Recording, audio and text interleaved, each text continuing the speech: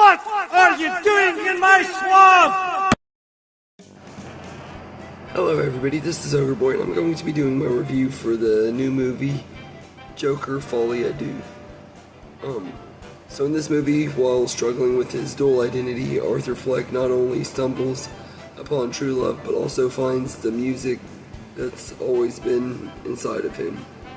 And that is just one really kind of out there way to describe the premise. I wrote it down off of Letterboxd, but so I will say that I enjoyed this movie. I was really expecting a lot out of it and everything because I love the first Joker movie and everything, and this movie kind of did the opposite of what I was expecting of it, but I actually kind of like it because of that and everything. I think the story is pretty good.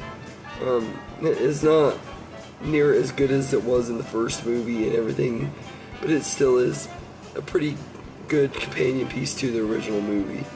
Joaquin Phoenix is once again really great as Arthur Fleck. He really plays the role really well and everything, and I really liked Lady Gaga as Lee, who is pretty much this version of quote-unquote Harley Quinn. Neither one of these characters are really the Joker or Harley Quinn, but they both do a good job as these characters and everything, and this is a good character study movie too, kind of like the first one, except it's this time it's a musical and everything, and the choreography and musical numbers are always fun to watch and everything. They look good and everything, but I will say that the songs are just kind of okay. The only songs that really stood out to me in this movie were For Once in My Life, I Have Someone Who Needs Me, which they kind of tease a little bit in the trailer, and then They Long to Be Close to You, which is a Carpenter song that sung mostly by Harley, and I really like that one quite a bit. So the songs in here are okay. The rest of the musical numbers, some of them are enjoyable, some of them are really slow and drag out the movie. So I kind of have mixed feelings on the music in this movie. But there are a lot of other really great moments in here. The scene with Gary was amazing, and everything during the courtroom scene when Gary comes in and everything. One of the best acted scenes in the entire movie. Like, the actor that plays Gary was really amazing in this movie and everything. And then also love how this movie does exactly what you wouldn't want for a Joker sequel, because when the sequel was announced, everybody was like, yeah, this is a cash grab, it doesn't really need to exist, there's not really a reason to make another Joker movie, and I agree, there really wasn't a reason for it to exist, everything, but I do enjoy it and everything. I think it's a solid sequel and everything. It kind of is a big middle finger to the fans and stuff, but I also am not really offended by it like a lot of people are getting and everything. I kind of like the way this movie turned out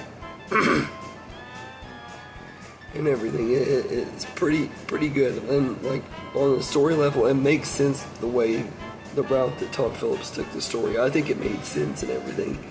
They could have done it totally differently and everything, but they wanted to subvert expectations for sure. And you could tell Todd Phillips didn't really want to do a sequel to it, so he just made whatever the heck he wanted to do. And I kind of think that it's kind of cool. I don't know why. This movie just, I love this one. Same with the first one. They're not great Joker movies. Like if you're going in expecting a comic accurate Joker story or a good Joker origin story with Batman in it and stuff like that, you're not going to get that with this movie. Just like with the first movie, it's really grounded in everything, and it's totally different than what you would expect and everything. And I'm not going to say too much about the ending because I don't want to spoil it for people who haven't seen it, but I freaking am so like shocked that they went with the ending that they did. Like, it was the most predictable ending that you could have gone with in the most unpredictable way. Like, there were so many ways that they could have gone with this movie, and they did it in an unpredictable way while still being predictable. I kind of had a feeling I knew how the movie was going to end and everything, and it ended exactly the way I thought it would, except just a slightly differently. There were different ways I thought that it could play out, and it played out in a way that I didn't fully expect and everything. But I like the ending and stuff, and I think that this movie is decent. Like, I love both Joker movies. I think they're fun.